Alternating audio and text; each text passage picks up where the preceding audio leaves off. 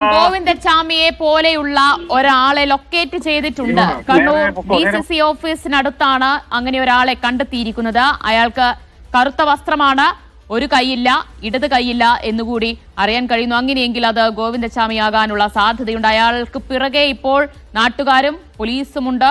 ഓടിച്ചിട്ട് പിടിക്കാനുള്ള ശ്രമം എന്ന് തന്നെയാണ് അറിയാൻ കഴിയുന്നത്. അതൊരു പക്ഷേ ഗോവിന്ദച്ചാമി ആയേക്കാം, പക്ഷെ ഉറപ്പില്ല, സ്ഥിരീകരണം വന്നിട്ടില്ല. ഗോവിന്ദച്ചാമിയെ പോലെ ഒരാളെ കണ്ടെത്തിയിരിക്കുന്നു എന്ന് മാത്രമേ വിവരങ്ങൾ ലഭ്യമാകുന്നുള്ളൂ. അത് കണ്ണൂർ DCC ഓഫീസിന് സമീപത്താണ് ഗോവിന്ദച്ചാമിയെ പോലെ, അതായത് ഗോവിന്ദച്ചാമിയോട് സാമ്യമുള്ള ഒരാളെ ലൊക്കേറ്റ് ചെയ്തിട്ടുള്ളത്. എന്തായാലും പുലർച്ചെ 4:15 അതുപോലെ തന്നെ 6:15 ഇടയിലാണ് ഗോവിന്ദച്ചാമി ജയിൽ ചാടിയിട്ടുള്ളത്. ജയിലിൽ നിന്ന് രക്ഷപ്പെട്ടിട്ടുള്ളത്. രക്ഷപ്പെടുമ്പോൾ ധരിച്ചിരുന്നത് കറുത്ത വസ്ത്രമാണ് എന്നുകൂടി അറിയാൻ കഴിയുന്നുണ്ട്. അപ്പോൾ ഇതൊക്കെ വെച്ചുകൊണ്ടാണ് പോലീസ് തെരച്ചിൽ നടത്തുന്നത്. ജയിലിലെ CCTV ദൃശ്യങ്ങളടക്കം പരിശോധിച്ചിട്ടുണ്ട്. അതുപോലെ തന്നെ അതിന് പുറത്തും ഉള്ള CCTV ദൃശ്യങ്ങളടക്കം പരിശോധിക്കുന്നു. വിവിധ റെയിൽവേ സ്റ്റേഷനുകളിൽ അടക്കം വ്യാപകമായ തെരച്ചിൽ തന്നെയാണ് നടത്തുന്നത്.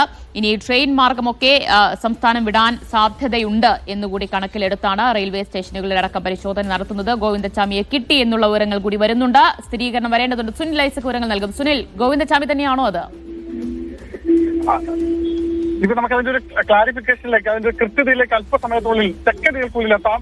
അതായത് കണ്ണൂർ ജില്ലാ കോൺഗ്രസ് കമ്മിറ്റിയുടെ നേരെ മുൻഭാഗത്തായി ഒരു ചായക്കടയും ഒരു പഴയ കെട്ടിടവുമുണ്ട്. അതിന്റെ പിൻഭാഗത്തായി കാട് പിടിച്ചു കിടക്കുന്ന പ്രദേശമാണ്. ആ പ്രദേശത്ത് അതിനുള്ളിലേക്കാണ് ഇപ്പോൾ ഇയാൾ ഓടിക്കയറിയിരിക്കുന്നത്. അത് ഗോവിന്ദച്ചാമിയാണോ എന്ന കാര്യത്തിൽ ഒരല്പസമയത്തിനുള്ളിൽ മാത്രമേ നമുക്ക് അതൊരു കൃത്യതയിലേക്ക് വരാൻ പറ്റൂ. പക്ഷേ അത് സാഹചര്യങ്ങൾ, അതായത് പോലീസ് നൽകുന്ന വിവരമനുസരിച്ച്, നാട്ടുകാർ നൽകുന്ന വിവരമനുസരിച്ച് സാഹചര്യ തെളിവുകൾ അതാണ് തെളിയിക്കുന്നത്. പക്ഷേ ഉറപ്പില്ല. ഞാനിപ്പോഴും പ്രേക്ഷകരിലേക്ക് പറയുന്നു, കൃത്യമായി നമുക്ക് സ്ഥിരീകരിക്കാൻ കഴിയുന്നില്ല. കൃത്യമായി അല്പസമയത്തിനുള്ളിൽ ശേഷം മാത്രമേ സ്ഥിരീകരിക്കാൻ കഴിയൂ. ഒരു മിനിറ്റിനുള്ളിൽ നമ്മൾ സ്ഥിരീകരിക്കും. പോലീസ് അതിനുള്ളിലേക്ക് ഓടിക്കയറിയിട്ടുണ്ട്. ഈ കാടിനുള്ളിലേക്ക് ഇയാൾ ഓടിക്കയറുകയാണ്. അവിടെ കാട് പിടിച്ചു കിടക്കുന്ന ഒരു പ്രദേശമാണ്. കണ്ണൂർ DCC ഓഫീസിന്റെ മുൻഭാഗത്ത് കാട് പിടിച്ചു കിടക്കുന്ന ഒരു പ്രദേശമുണ്ട്. ആ പ്രദേശത്തേക്ക് ഇയാൾ ഓടിക്കയറിയിട്ടുണ്ട്. അവിടേക്ക് പോലീസും നാട്ടുകാരും ഇയാളെ ഓടിച്ച് കയറ്റിയിരിക്കുകയാണ്. അല്പസമയത്തിനുള്ളിൽ തന്നെ ഇയാളെ പിടിയിലാകും. ഇയാൾ പിടികൂടുമെന്നാണ് നമ്മൾ പ്രതീക്ഷിക്കുന്നത്. പിടികൂടിയാൽ മാത്രമേ ഇയാൾ ഗോവിന്ദച്ചാമി തന്നെയാണോ എന്ന് പൂർണ്ണമായും കൺഫേം ചെയ്യാൻ കഴിയൂ. എന്തായാലും അല്പസമയത്തോടെ നമുക്കത് പ്രേക്ഷകരിലേക്ക് എത്തിക്കാം. എന്തായാലും പോലീസ് അയാളെ പിടിക്കാനുള്ള ശ്രമം നടത്തിക്കൊണ്ടിരിക്കുക. ശരി സുനിൽ, ഈ സെൻട്രൽ ജയിലിനടുത്താണോ Kannur DCC office? No, Kannur central ജയിലിനുള്ളിലല്ല. അല്ല, ജയിലിനടുത്താണോ, സമീപത്താണോ? അല്ല, അത് കണ്ണൂർ നഗരത്തിലാണ്. കണ്ണൂർ നഗരത്തിലാണ് കണ്ണൂർ DCC ഓഫീസ് ഉള്ളത്. കണ്ണൂർ DCC ഓഫീസ് ഏതാണ്ട് ഒരു 3 കിലോമീറ്റർ, ഒരു 3-4 കിലോമീറ്റർ അപ്പുറമാണ്. പള്ളിക്കുന്നിലാണ് കണ്ണൂർ സെൻട്രൽ ജയിലുള്ളത്. പള്ളിക്കുന്നിൽ നിന്ന് പിന്നീട് ഒരു 3-4 കിലോമീറ്റർ മുമ്പിലേക്ക് വന്നാൽ കണ്ണൂർ ടൗൺ നഗരത്തിൽ തന്നെയായിട്ടാണ് കണ്ണൂർ DCC ഓഫീസ് ഉള്ളത്. ഒരു പക്ഷേ അത് അയാൾ ആവാനുള്ള സാധ്യത നമുക്ക് പൂർണ്ണമായും തള്ളിക്കളയാനാവില്ല. എന്തായാലും അല്പസമയത്തുള്ളിൽ ഞങ്ങൾ ഇവിടെ എത്തിയിട്ടുണ്ട്. അല്പസമയത്തുള്ള വിവരം പ്രേക്ഷകരിലേക്ക് എത്തിക്കാറുണ്ട്.